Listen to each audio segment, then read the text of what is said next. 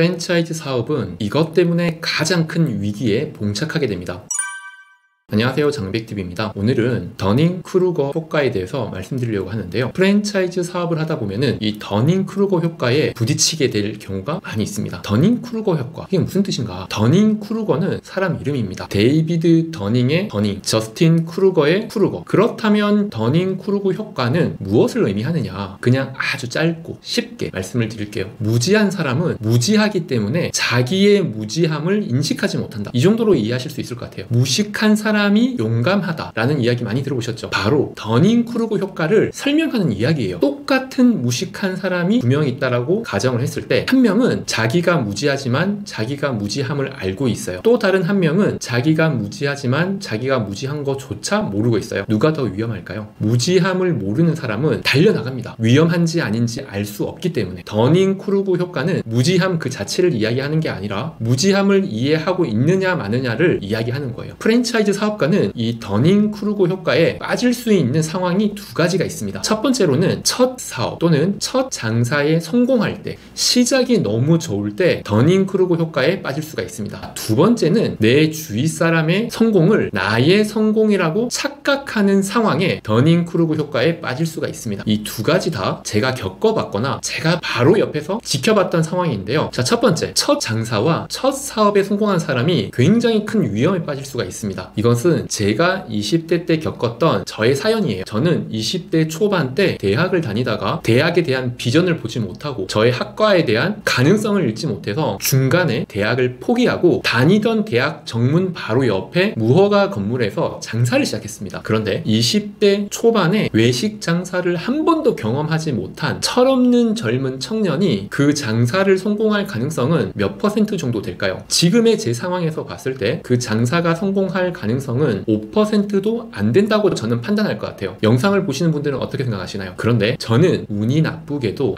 아무런 경험 없이 시작한 그 첫 장사가 성공을 해버렸어요. 제가 왜 운이 나쁘게도라고 했는지는 짐작이 가시죠? 그것으로 인해서 제가 굉장히 크게 실패를 겪고 좌절을 하고 불행해졌었기 때문입니다. 첫 장사가 성공을 하다 못해 프랜차이즈로 280호점까지 오픈을 했어요. 20대 초반의 나이에. 너무나 큰 성공이죠. 그때 저를 바라보는 저 자신은 어땠을까요? 혹시 천재가 아닐까? 이것이 더닝크루거 효과에서 상승하는 시기에 오는 마음이에요. 내가 지금 상황에서 굉장히 잘 되는 것을 나의 능력으로 착각하는 것. 지금 제가 돌이켜서 생각을 해보면 그 당시에 잘 됐던 이유는 정말 천운이었던 거죠. 운이 아니고서는 설명할 수가 없어요. 제가 그렇게 머리가 좋은 편도 아니고 그쪽 방면의 능력이 뛰어난 것도 아니고 경험도 없었기 때문에 여러 가지 사람들과 분위기와 그 시기 딱 맞아 떨어졌기 때문에 성공으로 갈 수가 있었던 거지 저의 능력과는 큰 상관이 없었습니다. 하지만 저는 그걸 몰랐죠. 자, 그 다음 단계가 무엇이냐? 추락하게 됩니다. 무슨 이유에서 간에 사업이 망가지기 시작해요. 자, 여기에서 더닝크루거 효과는 무엇을 이야기를 하느냐? 일단 내가 추락을 하고 있어도 내가 추락하는지를 인지하지 못한다는 것. 지금 내 사업이 망가지고 있어도 무너지고 있고 망가지고 있다는 것을 느끼지 못하고 알지 못한다는 게 더닝크루거 효과 중에 또 하나입니다. 그때는 어떻게 생각하느냐? 나는 더 큰 성장을 위해서 움츠린다. 정비를 하고 있다. 이렇게 사업에 대한 합리화를 시키면서 망가지는 사업을 인정하지 않아요. 자, 그 다음 단계가 뭐냐? 끝없는 추락입니다. 언젠가 바닥에 도달해요. 더 이상 떨어질 수 없을 만큼 떨어지고 나면은 바닥에 부딪히겠죠. 내가 처음 시작했던 사업의 그 순간보다도 훨씬 더 지하에 있습니다. 자, 그때쯤 되면은 이제서야 비로소 뒤를 돌아보게 돼요. 나의 과거는 어떻게 만들어졌는가? 나의 성공은 무엇으로 이루어졌는가? 객관적인 나의 모습을 바라보게 됩니다. 아, 그건 운이었구나. 그건 천운으로 내가 성공을 한 거였구나. 나의 능력과는 아무런 상관이 없구나. 이것을 느끼게 됩니다. 바로 나의 능력과 나의 한계를 이해하는 단계입니다. 그 다음 단계는 무엇이냐? 메타인지 능력이 올라간 상태겠죠. 내가 못하는 게 무엇인지를 알고 있고 내가 못하는 것을 어떻게 보완하면 되는지, 내가 못하는 것을 누구의 도움을 받으면 되고 누구를 만나면 되는지, 이렇게 보완점을 찾게 되고요. 그 다음에 나의 강점을 키우게 되죠. 나는 이걸 잘하니까 이걸 더 키우고 성장시켜야지 하면서 바닥을 치고 올라가는 기간, 그렇게 올라가는 것까지가 더닝크루거 효과예요.